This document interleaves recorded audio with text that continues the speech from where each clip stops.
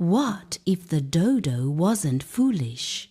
What if history didn't erase the dodo because she was weak, but because she trusted too much? The island before fear, before ships, before maps, before the word extinct ever existed, Mauritius was quiet. Palm trees swayed slowly in warm ocean wind. Crabs clicked along sandy paths. Giant tortoises moved like living islands, patient and unbothered by time. And in the middle of it all waddled Darla.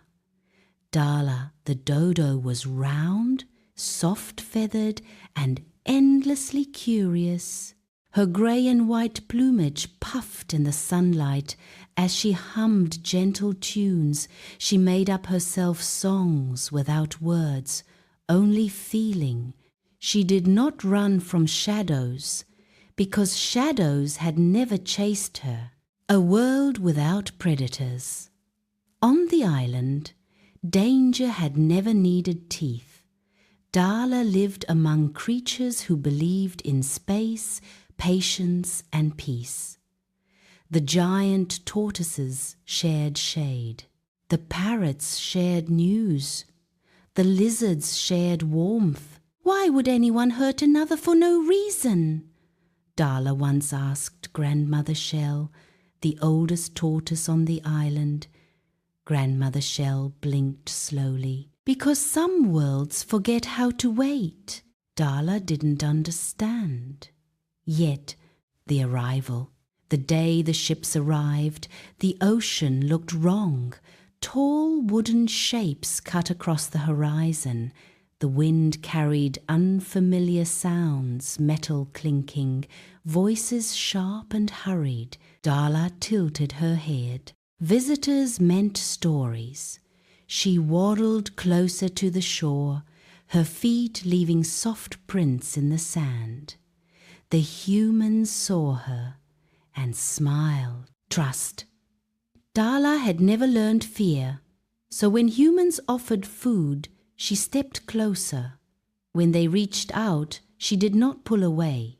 When they laughed, she believed it meant joy. She did not know laughter could hide hunger. Behind her, parrots screamed warnings. Lizards scattered, tortoises retreated into silence. But Darla stayed, because trust was her nature. The first loss. Soon the island changed. Eggs disappeared. Nests went quiet. Forest paths felt emptier. Darla searched for familiar voices and found only echoes. Where did everyone go? She asked the wind. The wind did not answer. The moment history misunderstood, one evening, Darla stood alone beneath the stars. She wasn't confused. She was grieving. But history would later write a simpler story. The dodo was slow. The dodo was foolish. The dodo failed to adapt. No one wrote. The dodo chose kindness in a world that forgot it. The time between times. As the island faded into silence, something strange happened. Darla did not die.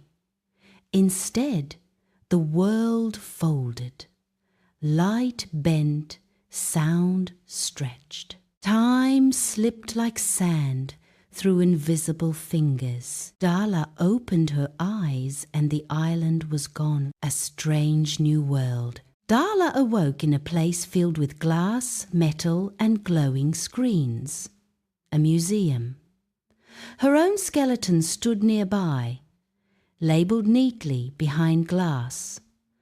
Dodo extinct. Darla stared. Oh, she whispered softly. That's not right. Learning the truth. At night, when the museum emptied, Darla wandered unseen. She watched children press their faces to glass, eyes wide with curiosity. She was dumb, one voice echoed from a video display. Darla felt something new. Not sadness, resolve, the message. Darla learned to move between moments appearing in reflections, dreams, stories whispered before sleep. She showed children the island before fear. She showed kindness before labels. And slowly the story began to change. Maybe the dodo wasn't stupid, someone said. Maybe she was gentle. Darla smiled. Rewriting memory. Back on Mauritius, long after humans stopped listening, a breeze rustled through palm trees. For a moment, just a moment, a soft, round shadow waddled through the light. History shifted, not loudly, but truth rarely does.